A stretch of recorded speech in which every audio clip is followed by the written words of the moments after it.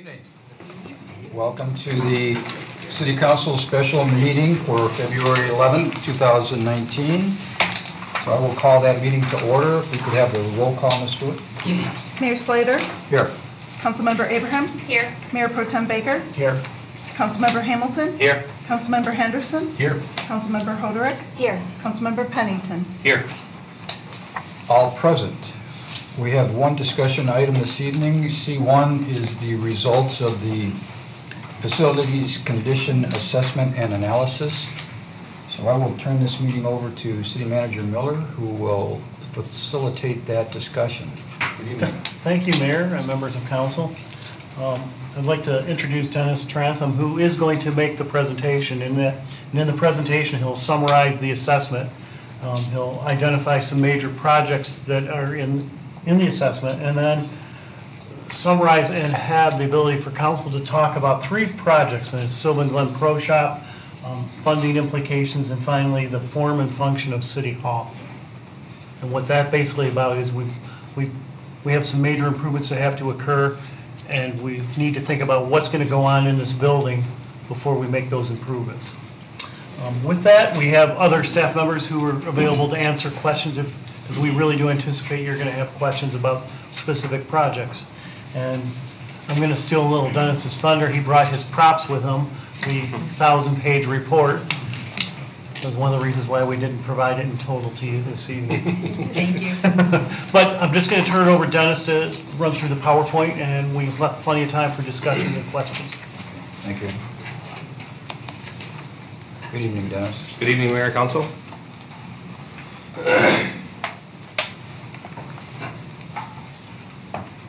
So we'll kind of start with a brief history of how we arrived to where we are today. September 2017, the city put out an RFP for a complete condition facility assessment analysis. While we were receiving RFPs, we assembled a team of Kurt Bobensee, Public Works Director, then Mark Miller, Community Economic Development Director, and myself. And we reviewed those RFPs as they came in, and we narrowed them down to two. Once we got to the point of narrowing them down to two, we included Mitch Gershnick, building official, and Steve Vendette, now retired city engineer, and they joined our team to interview the two candidates for the RFP. Ultimately, we awarded the RFP to Integrated Design Solutions of Troy in November of 2017. From late November through December, we began what I call the fact-finding period. It's where Integrated Design Solutions came over to our offices here at City Hall, and they began reviewing our building blueprints and information from building systems, whether it's HVAC units or past projects that we had, and to aid them in compiling their report. In January of 2018, we began our first assessment, and we started with the Troy Public Library. And we chose the Troy Public Library because it was closed on Fridays, and it happened to lend itself very well to implementing this process as we all got our feet wet in. So mid-January, we received our draft report back, and we had some minor tweaks as we expected to see what kind of information they would provide to us, and helped us kind of define a little bit better really what we were asking for. And then from mid-January through the end of April, we began reviewing the remaining 55 facilities. So there's 56 facilities in total. We had a final draft review in late May, early June. A small team was assembled. Myself, Kurt Bobensee, Public Works Director, looked at that draft. My facilities manager looked at that draft, and we kind of just went through to look for maybe information that was missed, maybe information that wasn't really a direction that we wanted to go with the facilities. And the final report was delivered to us in the end of July of 2018. From the end of July of 2018 through December, I spent a significant amount of time reviewing the final report and kind of looking at what projects were in the report. During our capital process, I spent some time with department heads and provided them with some information for kind of what their facilities needed so they could be implemented in the capital process.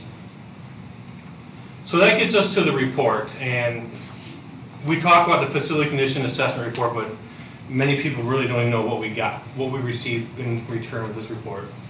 So what we received was a complete assessment of all 56 facilities, each facility receiving its own assessment for the facility itself and its respective site. Each assessment looked at major categories of roof, exterior, interior, HVAC, plumbing, fire protection, temperature controls, lighting controls, power systems, and then again the site. We received the report to us with two different categories: deficiency priority and deficiency category. So when we look at the deficiency priority, that ranked each item in the report in terms of its critical nature. The most critical items are to be hazard of life, health, or safety, and the least critical could be maybe items that were not code compliant that are grandfathered in at this time. The deficiency category looked at each item in the report as from a maintenance standpoint. Is it scheduled maintenance? Is it something that's a security risk for us? So it has a different value to it. Each project in the report, we were provided with an estimate. And that estimate's extrapolated out for the next 20 years in 1, 3, 5, 10, and 20-year increments, including a 2% multiplier for outlying years. The project cost includes estimates, and the project cost estimates include base costs of the project along with the associated markups. So each project in the report will have a markup of 5% for design contingency, 10% for construction contingency, 10% for general conditions, 3% for construction manager markup, and 7% for architectural engineering fees, for a total markup of 35%. So we talked kind of about what we received with the report, what we did not receive with the report, or what I would call functions or finishes. Not included in the report are furniture items. Anything that's considered to be a piece of furniture, a desk, a table, a chair, those items were not included as part of the report. We looked at just the building and the systems itself. The next thing that wasn't included in the report are interior design elements. So flooring, for example, flooring was only considered if the flooring was past its useful life, meaning excessively worn, or was a safety hazard. And we'll see an example of a safety hazard as the presentation goes. Something else that wasn't taken into consideration was paint. The report didn't look at is the color of the room proper for the use of the room. It would have pointed out that things need to be painting if there was damage to the wall and paint was an effective repair. It did not look at the usage of the building. It didn't look at, are the customer-facing portions, or for our case, the resident-facing portions, are they in the right places? It didn't look at the overall function or efficiency of the building in terms of flow. With the report, we also received what we call the Facility Conditions Index. The Facilities Condition Index was developed by Applied Management Engineering of Virginia Beach, Virginia, and published by the National Association of College and University Business Officers in Managing Facilities Portfolio. So what the FCI is it's a formula where it takes the replacement cost and the project cost, and it produces a number, a percentage number. It's important to point out that because a facility condition index, or an FCI, is a high number, it does not necessarily mean that that building is completely deficient, only that the building systems have not kept up with, have not kept pace with comparable facilities. Significant findings. I'm very pleased to say that from a structural standpoint, our facilities are in really good shape. So the bones of our facilities, they're in really good shape for their age. That's not to be said that we don't have some foundation issues or maybe some brickwork that needs to be taken care of, but the overall structure of the building is in pretty good shape. Our number one issue that the report revealed to us was roofs. With City Hall and Library, we have in the capital budget this year roof replacement at $2.3 million for the two. These roofs are leaking pretty severely and are need a repair. The next one that we see within the next 5 years, we will see a roof replacement on the community center at about $4.2 million.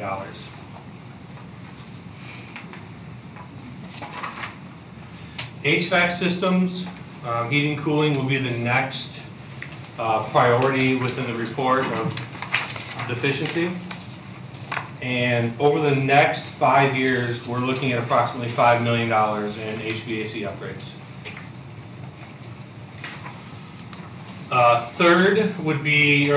Fourth would be the electrical systems. So electrical distribution, we're looking at approximately $2 million over the next 5 years. And I'll show you an example of an electrical distribution center in a slide as we go as well. Life safety. In terms of life safety, I'm also very happy to say that our life safety is in really good shape. That's not to say that we don't have some fire panels that are reaching the end of their life, but overall our fire safety is in really good shape. And for us, we look at life safety as being backup generators, fire suppression systems, fire alarm panels, things that would notify us or in case of emergency. Function before repair. So I've got two examples here of function before repair, things that we should consider. City Hall being the first one. We mentioned earlier that City Hall had a roof that needed to be replaced, but we also part of the $5 million of HVAC upgrades is City Hall has distribution equipment located in the ceilings of all the rooms in the hallways, and what it does is it allows air to flow back and forth, and it does zone controlling, temperature controlling. We have several of those boxes that are beginning to fail. Those boxes are 2 foot by 3 foot in dimensions. They're very large boxes, and there's going to be substantial disruption to the ceiling of many areas. Another thing that the City Hall is in need of is window and door replacement. We have several drafty windows and doors. So those are two large components of City Hall that will need to be replaced. In the past, we've had renovations of City Hall where maybe we didn't take into account the HVAC needs of the different areas. We've got hot areas, we've got cold areas currently because they're not controlled properly. Also, in the past, maybe we didn't look at air balancing as well as we could have to make sure that each room was receiving sufficient airflow. The HVAC upgrades will take place of that, we'll remedy that situation. At this point, I think it's important for us to consider what future renovations are at City Hall before we make significant repairs to the building systems as they are. The next one is the Troy Farm. The Troy Farm is on here because we've got several buildings on the report that represent about $850,000 of needed repair. And I think it's important for us to really figure out what is the function of the farm, how do we as a city utilize the farm before we put $850,000 into the farm. Now the large barn, it's important to note, the large barn will hopefully be receiving a roof this year. We have some CDBG money that we can use to replace that roof. Those bids will be opening on Thursday, so you should be seeing that with any luck coming before you pretty soon. Some of the issues with the Troy Farm, the small house has a portion of the roof that is kind of coming in. The exterior woodwork of the large house is in various stages of disrepair, as well as are the classroom and the restroom facilities that are on site. The small barn doesn't need a lot of work for the way we utilize it now. So I just encourage us to really consider what is our use as a city with the Troy Farm before we put nearly $850,000 into it. So here's an example of, so these are the conduit bodies that go, this penetrates a wall, heads outside, and I believe I have determined that these are parking lot feeder lines. Well, this conduit and these conduit bodies have rotted over time. It's only a matter of time before these lines will fail. So we'll need to replace those. During what the report did not include, we talked about carpet.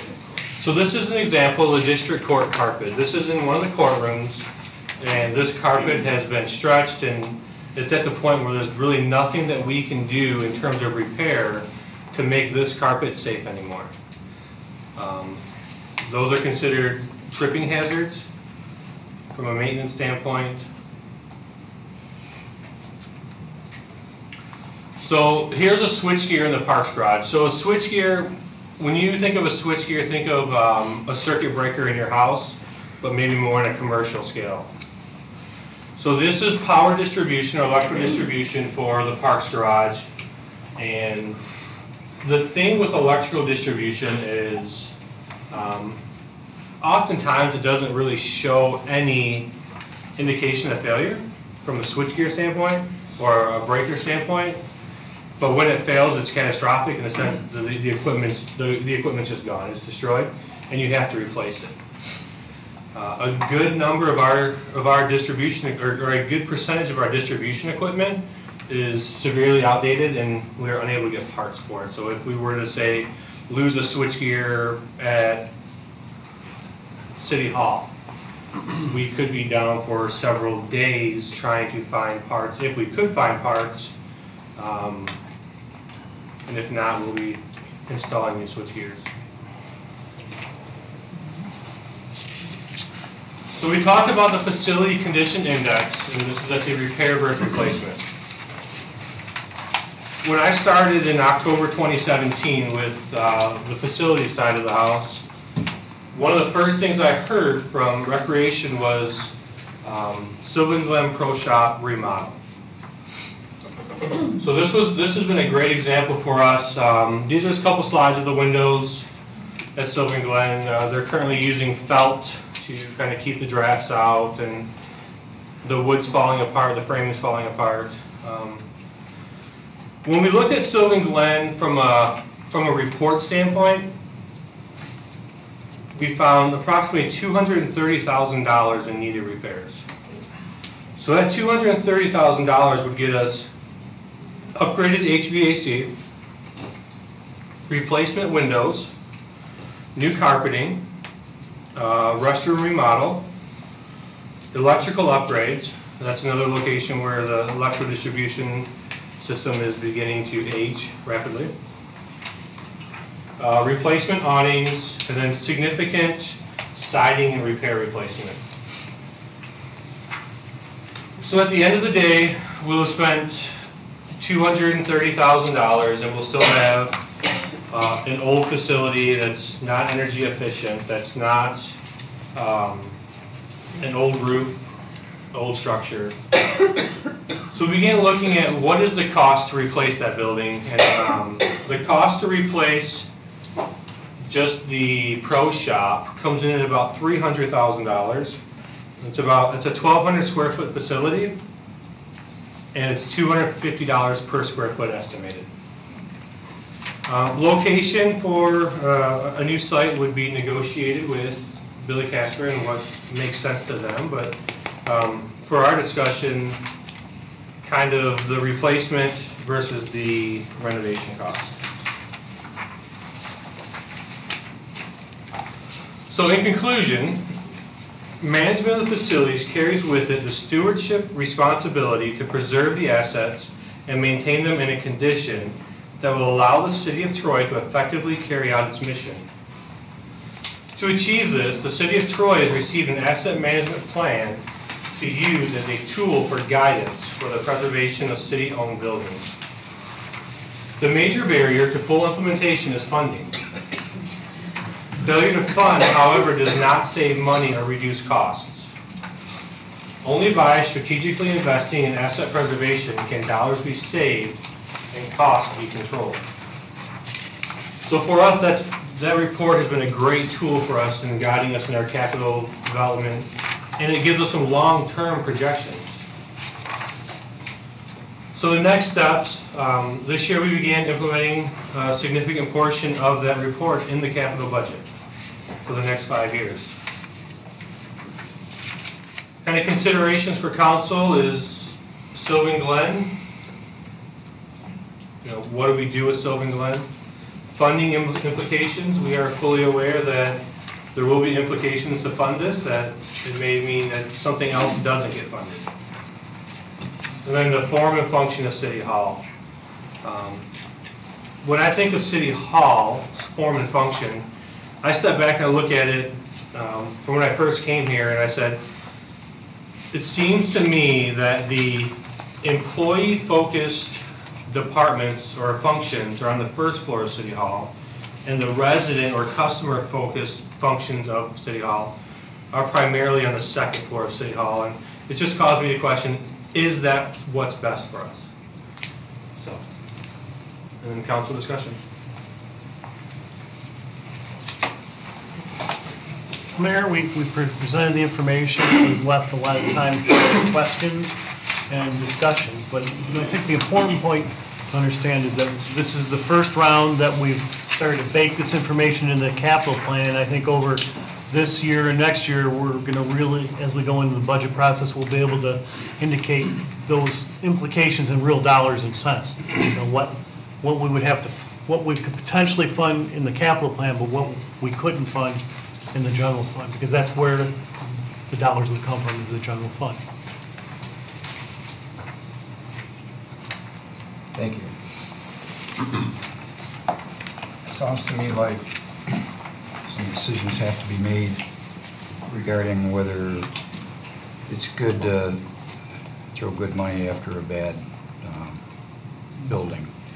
We've been saying that, I think, for the last 5 years about City Hall, the library, and now the Sylvan Glen also comes into play there. So I think at some point, council has to make a decision. Do we continue to throw good money into bad buildings? Or look at the alternatives? No. I know there's a lot of information to digest here for council.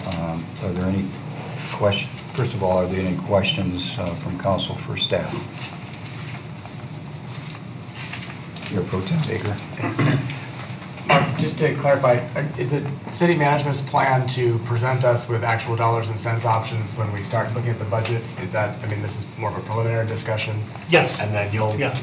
prioritize potentially what you think should be the priority funding? And correct me if I'm wrong, Dennis, the major priority are the roofs for City Hall and Library, which we're, in the draft, we've included in the capital fund. I think this is going to be a process. It's not going to be all at once. It's going to analyze information, receive the budgets, have us analyze it, and this may be a process over a few years where we implement the improvements. You know, it seems to me that there has to be a plan, because we've been talking about this for 5 years, and we really never put together a plan. We never put together, you know, we started to talk about the Civic Center, and then that got delayed, and a lot of that has an impact on, you know, you're talking about millions of dollars throwing into roofs. We haven't even made a decision on what to do with the Civic Center site yet.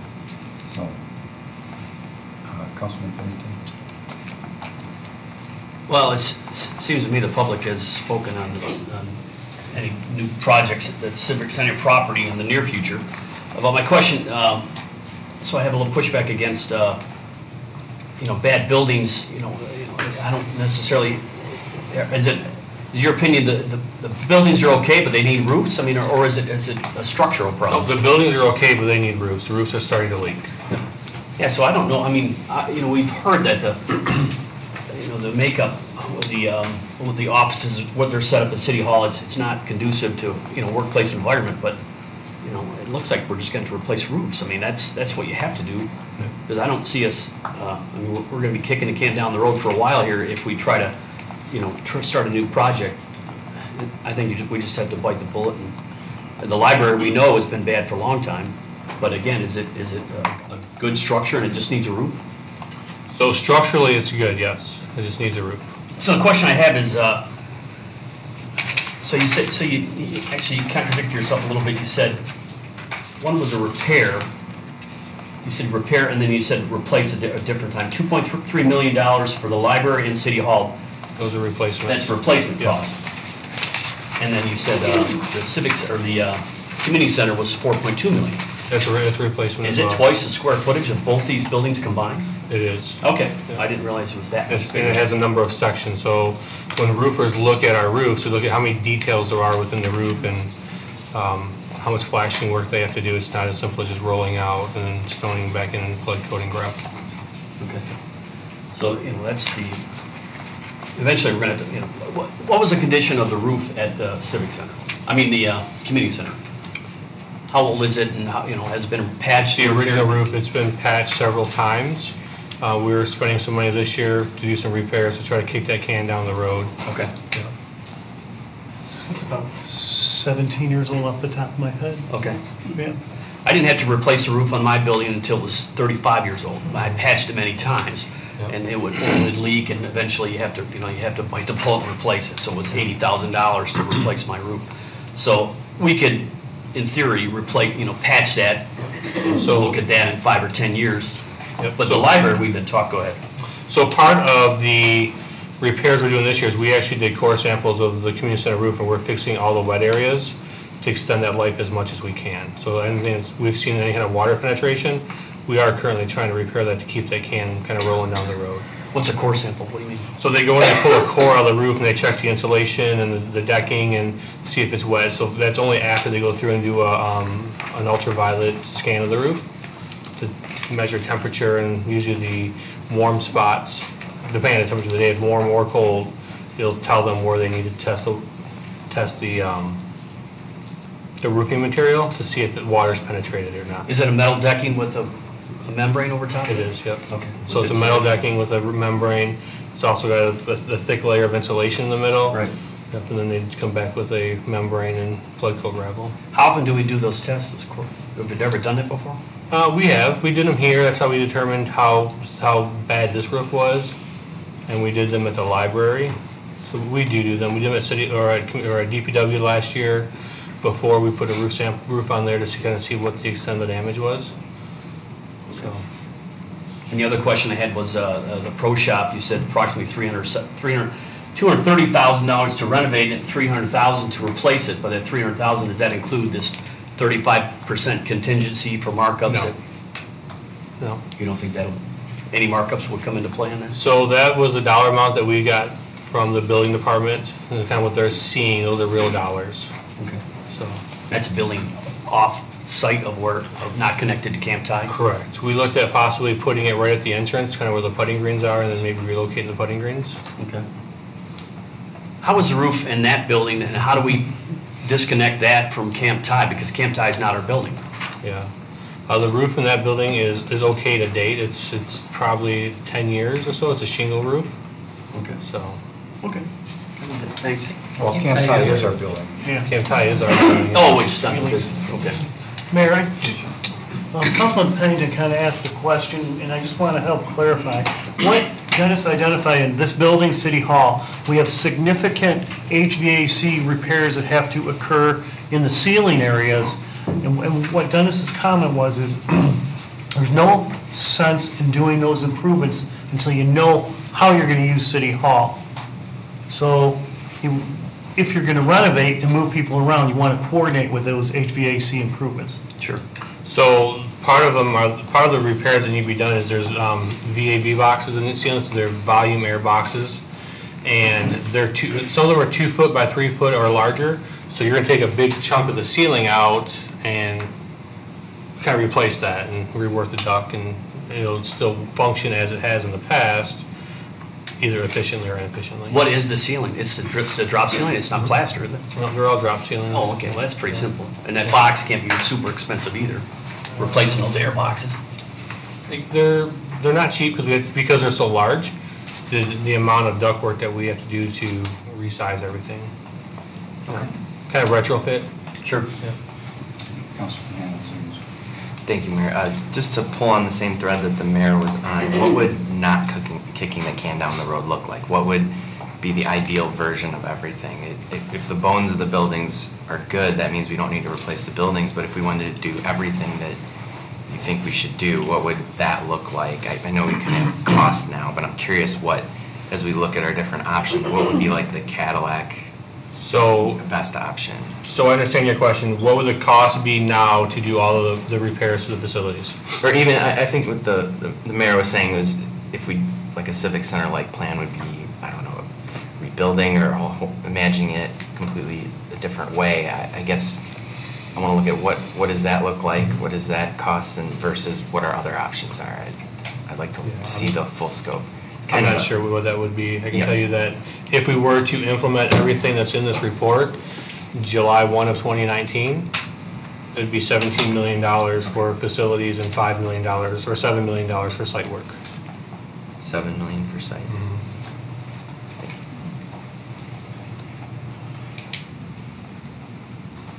Councilman Henderson. Naturally, the more years we put that out, the higher the costs go, right? So the question I have is, I mean, it seems to me to be impractical. We have good bones in these buildings that need some repairs, but it seems to me to be impractical for us to prioritize, the degree of severity of whatever project. I mean, we got 56 buildings that we're dealing with, right? So is it our goal then to try to just figure out what that number is every year that we want to spend on these, similar to what we did with the trails and pathways, or what is the goal here?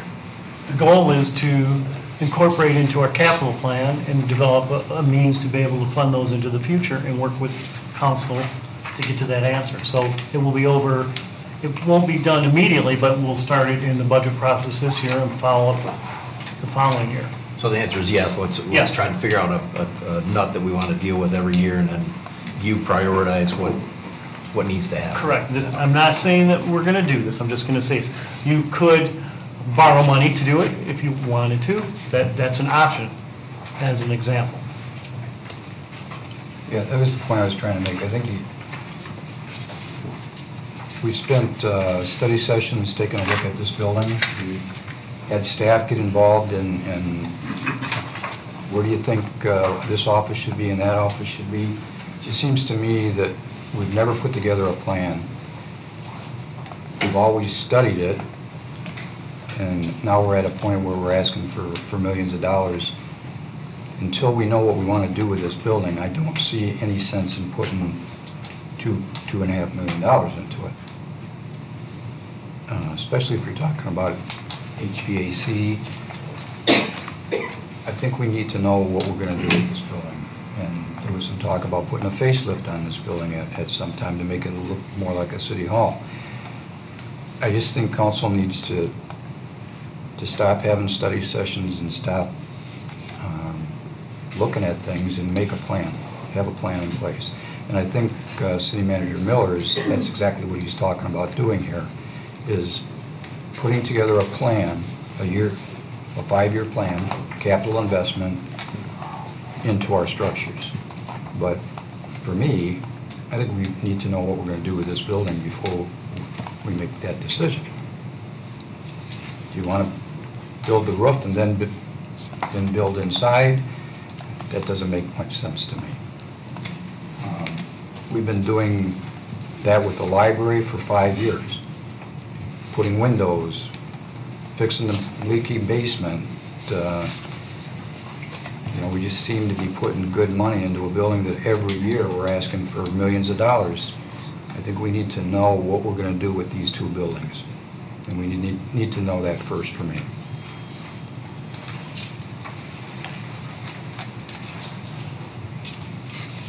Any other questions for staff? Councilwoman Abraham? Thanks, Mayor. All right, in the 17 million, I thought I heard for the facility, 7 million for the site work. Does that include, I'm going to piggyback off of the mayor's city hall comments.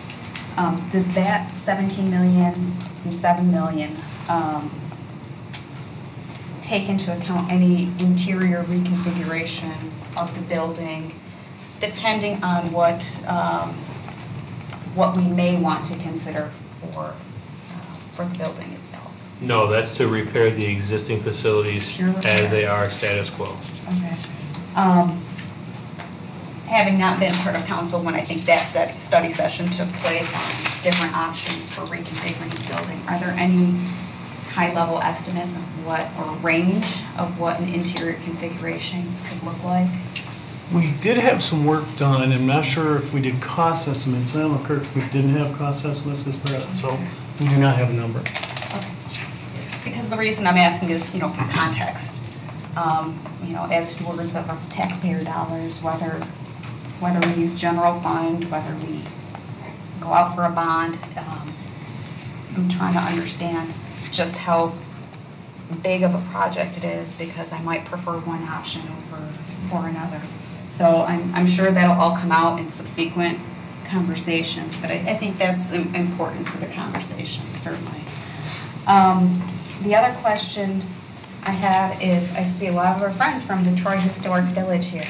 So my question is, did the assessment take the village buildings into account? Yes. Okay. And what, do you know the sum off the top of your head without making you go into that 1,000-page binder? I don't. Okay. No. But it did include it? It does, yes.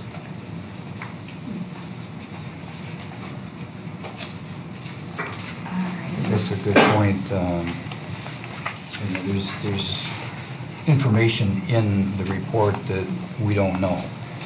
And I think at some point, we need to get that information, not only to council, but to the public. So is there a way that that can be done in a condensed version rather than those two binders? We wrestled with that internally. And, if there are specific questions, let's say we could find out for the village, we'll have to look into it, because there's nothing easy to extract from the documents, right, Dennis? There's not, no. So we'll have to work on developing a way to present the information in a easier format to read, because I know that all of you around the table would love to have a sheet with every single project on it, and we'll work on something for that. Okay. Mayor Pro Tem Baker? I was going to say, could a summary be made that's more reader-friendly and be put on the website? And actually, I think if the whole document, I don't know if it's a huge document, but it's a public document. It should also be there for those who really want to dig in. We were planning on doing Okay, but that. I think a summary, like a cheat sheet, would help, and then guide people to where they can find more information if they're looking for it. But I would like to see it. It's hard to have the presentation, but have none of the information, and then we can pepper you with a bunch of different questions, but that's not very effective use of time either. So. I can tell you the report does include a table that lists each building by its dollar amount of deficiency, but it assumes in the outlying years that nothing was done the previous year, so those outlying years look rather dastardly. Because as you do not do the repairs, it becomes more costly in the future. Right. I think because we're working on a community survey as well, this information plays a big role in some of those decisions, and we talk about City Hall. And if you're asking tonight what I think we should do with City Hall, I'm not ready to make a plan on that or a decision, and I'm not sure if your question is, there's extremes, scrap it all together, have a new building, use a different building somewhere else, or just reconfigure this one, or kind of stay as is and patch. Those are three very different options, and I'm not sure that how the public would view, fixing this building as the priority when it doesn't get used like some of the other buildings do. So there's always a case to be made for that. I'm not sure how that plays out, but it's just things to think about, I think.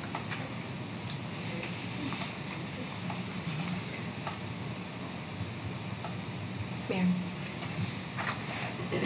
I feel like we're caught between a rock and a hard place with regard to the discussion on City Hall. It goes down for a period of time because electrical or HVAC or roof major leakage. We might think that's not a big deal in That's the a big moment. deal. It's a big Leakage deal. is a big deal, yeah. And the function of city staff, you know, I guess I'm with you, Mayor. You know, we had been talking about the Civic Center and looking at, you know, dreaming and putting together a vision of possible, you know, private-public involvement here that would then help us invest in these buildings and improve them. Meantime, the roof is at risk. Our HVAC here is a problem.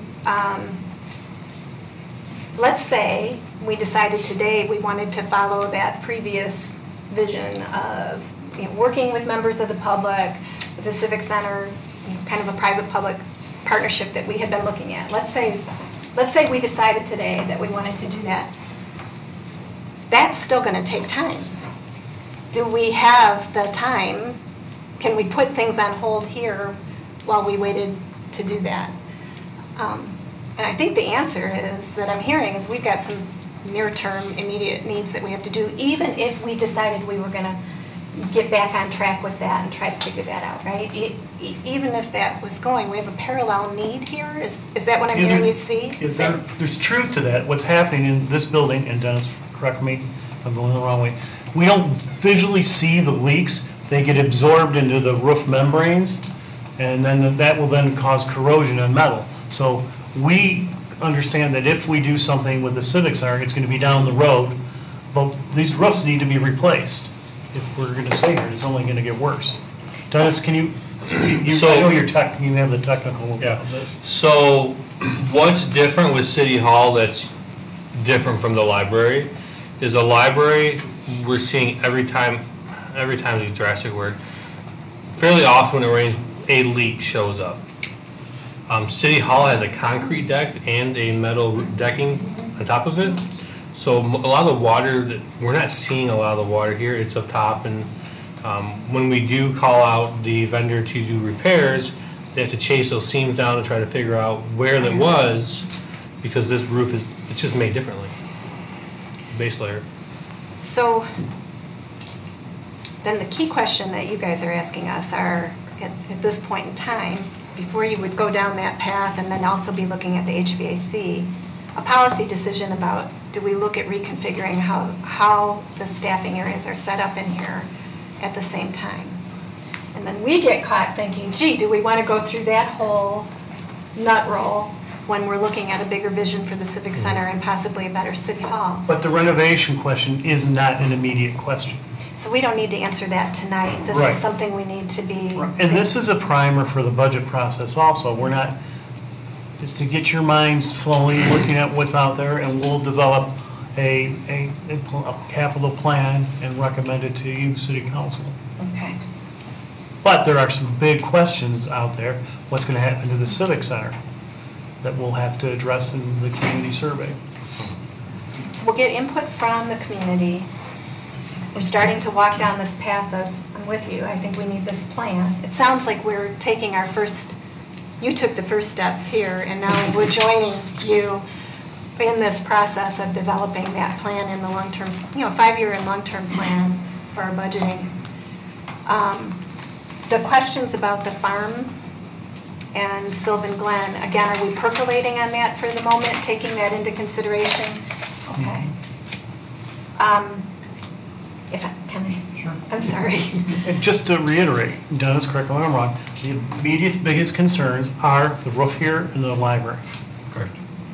To me, it sounds like that has to be factored in, regardless of decisions we might make based on input from surveys. And we got to take care of these roofs, or we could have issues. You can patch a roof for 10 or 15 years, like we've been doing at the library. Is that correct? We can continue patching them, correct. See, what you do is when you patch it, you're just fixing a problem, but it's causing that water's coming down, it's rusting out the metal structure. Right. So eventually, it's gonna be more expensive to repair down the road. But I mean, we can continue patching. What we need to do is, like Councilman Baker said, we need to figure out what the public is looking for in this site. And if we want to, if they want to spend the money and, I don't think, taking a bond out, I don't think that would be a little extreme. But if we want to spend a certain amount of money to redo this structure, or if we would just want to put a roof on it. Right. Because if we put a roof on it, we can get the, the employees in the HVAC, and we can, that all comes together. But, it's not something we have to do today, but we have to get the ball rolling. And I think the first thing that we talked about is, we've been talking about the survey since, I think we were close to it, before all the nonsense with Kishnick, and we just didn't get it done. So we need to get public engaged and then go from there. I think the proposals are due, like right now, or have already been turned in. Okay. On the survey. Yeah. Yeah, I think we did receive them. Okay, if we could try to wrap this up in about 5 minutes. I see a lot of public here, so I'm not sure what we're going to... Just one quick one. Sure. In the report, you mentioned deficiency priorities. I'm looking at that as kind of a triage assessment of what we need first and ranking it that way. I think to help give us context for future discussions, you had mentioned a table with each building and values with it, or projects. The dollar amounts? Yeah, the dollar amounts. Maybe along with it, if there was, if the deficiency priority was also put in context with the dollar amounts as well, that could help guide what we want our, 3-year, 5-year, 20-year plan.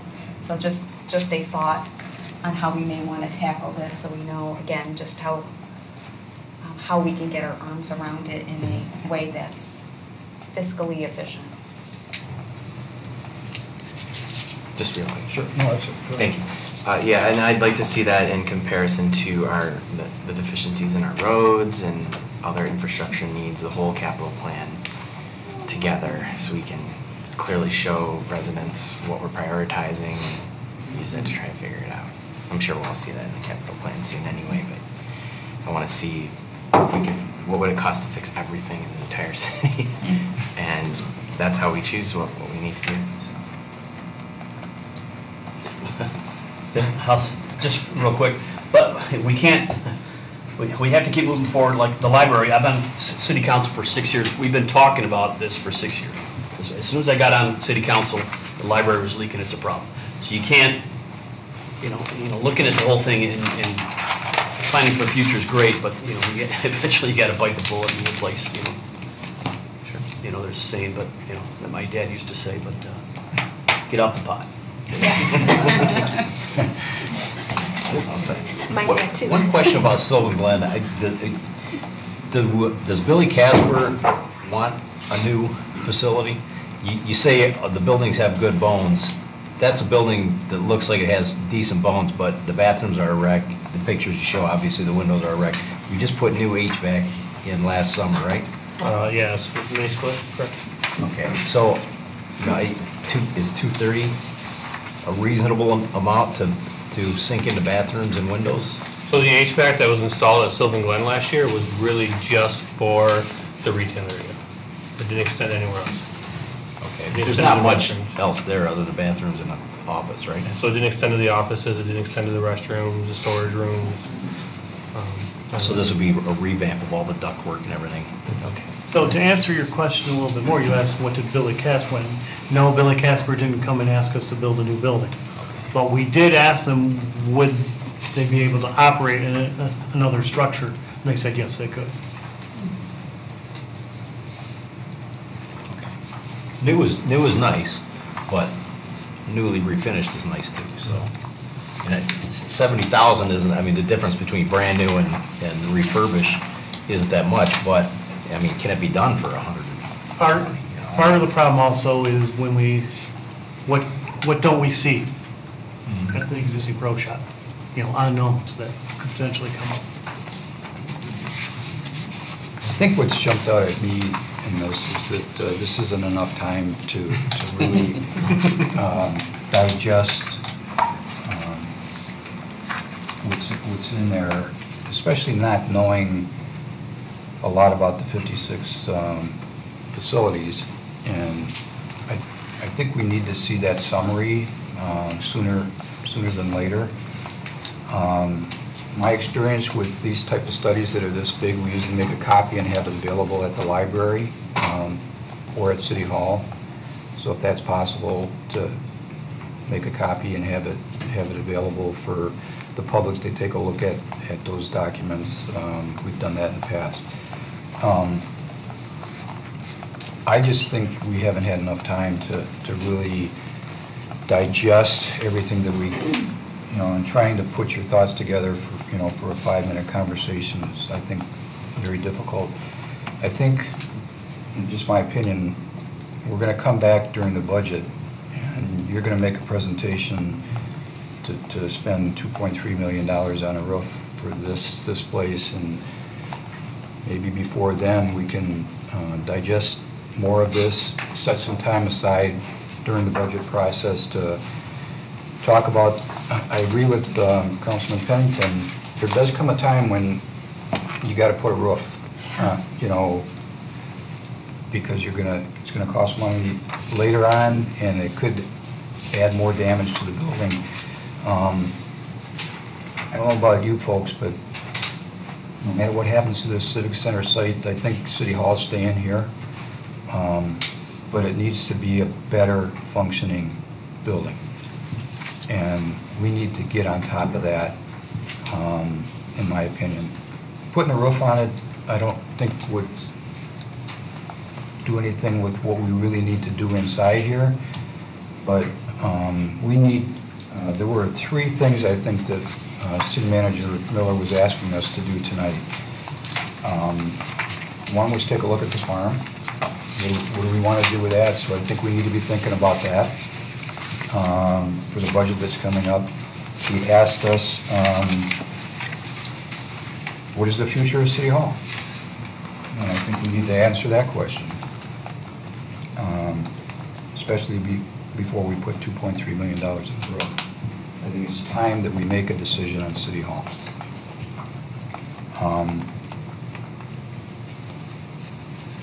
And the other thing I think is Mr. Miller asked us to take a look at Sylvan Glen, and I think we need some more information on that also. If we spend $300,000 on a new building, is that an energy efficient building? I would assume yes.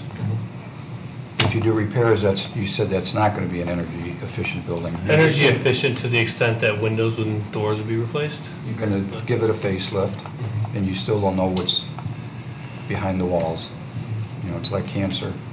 You start tearing it away, and it just keeps bleeding from one thing to another. That's a bad looking building to me. Having been in there. When you walk in. Yeah, you can smell it. The bathrooms are exceptionally bad. But I think we need more time to talk about this, and if you could get us a synopsis of that, I think that would help a lot of us here. I think it would help the folks that are here in the audience today too. We asked a question and we don't have an answer for that, and I think that's what they're here today for. So we have 5 minutes. Anything else? Councilman Harrison. Should we bring up the stone house, or is that for another day? That's for another day. We're going to talk about that, I believe, at the regular council meeting. Mayor Pro Tem Baker. Thank you. About the farm, we didn't really talk about it. I'm constantly wondering what we could do with the farm. And I mean, it helps to, I think 2 falls ago, we did the fall event out there that was very successful. I think the warm weather helped, brought a lot of people out. But, we talked about putting a bunch of money into it, but it's hard to put money into places that almost nobody in the city really visits or utilizes. So I don't know if there's an idea, or there's ideas out there of what people think we'd like to be doing at the farm, or bringing back some activities, or I think that would help make it a priority, or not make it a priority. But I certainly believe it's underutilized at this point. I did see they were doing some work out underground out there recently. I don't know if that was something. But it gets people out there. I mean, and I know that the Nature Center has had their 5K last year on the farm grounds, and they're doing it again this year in June. So I mean, it's nice to see people out there, but if we could have more thoughts on what actually it could be utilized for before we're just spending money to what appears to fixing buildings that no one uses. Right. Much like the historical museum, that property was given to the city, and I think there's an obligation, correct me if I'm wrong, but I believe there's an obligation by the city to maintain that property, much like the museum property. So that, I think we have a legal obligation possibly there. So we probably should need to know that too, probably. Mayor, I guess that goes to an assumption that I'm making, that all the directors and whatnot, the capital budgeting process is prioritizing what you've gleaned from this study in their plans accordingly. Any commitments we have in the museum, with the farm, immediate needs, you all are working on and identifying over that budget period. So that may not be clear in the course of this study session to members of the public that are watching, that this is just a small piece of an overall capital budgeting process. It may look like we're not addressing every issue that, the aquatic center has needs, for example, that I'm sure the community center folks are identifying and building into the plans. So just for purposes of making sure people have context for what this is and what it isn't, this is just that first step. And it's an excellent point. We do have a 5-year capital budget, and I think it just needs to be clear what that plan is to everyone. But that's an excellent point. We have a 3-year rotating budget with a 5-year outlook. We have a capital budget, 5-year capital budget. So we need to make sure that we're in 5 years we're accomplishing what we set out today. So I think we got this coming budget. I think we need some time to really be thinking about this stuff. Any other comments? We can talk about this at the regular city council meeting if council wants to talk about it any further. Now's an opportunity for public comment. Is there anyone in the audience that wishes to speak this evening? Yes, Lorraine, please come to the microphone. We all know who you are, but if you could... Scary. Good evening. One of the things that we would appreciate is, it's a lovely idea to put a full copy of the report at City Hall and at the library, but if the groups like the Historical Society and the Troy Nature Society could have copies of their components. I know that a facilities assessment is part of our agreement with you. I've yet to see the report. I realize it had to come to you first, but we would certainly like to have that so that as we work with Dennis and Kurt to maintain the village to the best of our ability and to use those resources to the best of our ability, we need to be able to project when major repairs are going to occur. So that would be really, really helpful. Also to remember that a number of the buildings that are in your report are locally designated historic resources. So there are a couple members of the HDC who serve on our board and are also on the Historic District Commission, and they're really obviously interested and concerned on how we talk about, well, what's the future of that building? So just something to think about. Thank you. Thank you.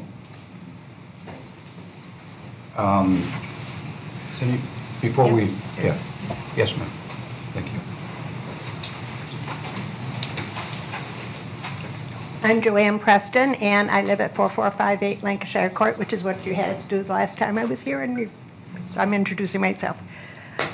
Troy Historic Village is home to 11 of the 56 buildings you're talking about tonight, and it's also a perfect example of public sector and private sector working together, as Councilwoman Hodorek referenced, because the Troy Historical Society maintains and pays the staff and supports the programs that are hosted at the village and in the communities, but the land, the artifacts, and the buildings are owned by the city of Troy.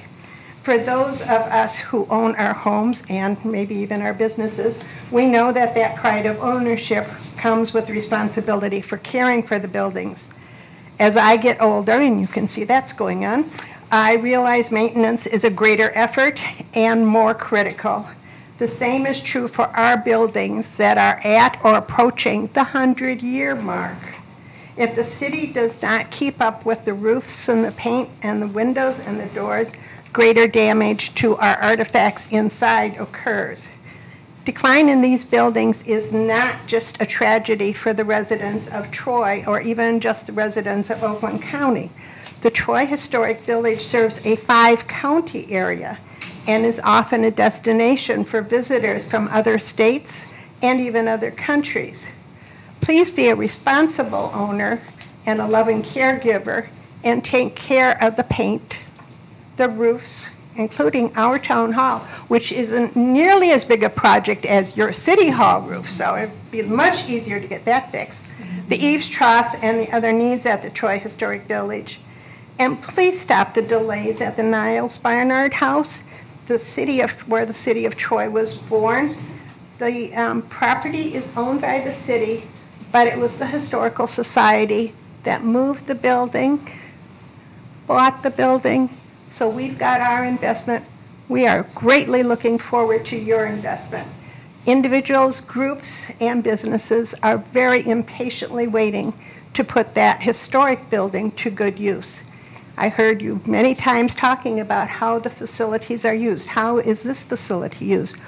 We've got lots of people who want to put Niles Barnard to use, but until it's made sturdy for public use, we can't do that. Thank you.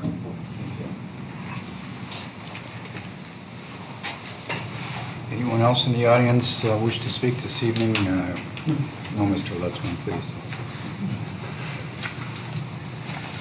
You here for this meeting or the next meeting? Okay. Nice to see you. Okay. See you at City Council meeting at 7:30. We are adjourned.